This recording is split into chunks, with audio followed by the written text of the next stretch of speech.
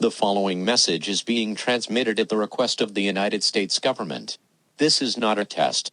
At 12:30 a.m. Eastern Daylight Time, there have been reports of numerous unidentified objects of unknown intent and unknown origin were detected over multiple locations of Earth outer space by the National Radio Astronomy Observatory.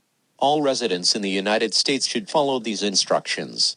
Lock all your doors and windows, enclose you and your family in a room, turn off all heating and air conditioning systems, turn off all lights in your house, and turn off all devices.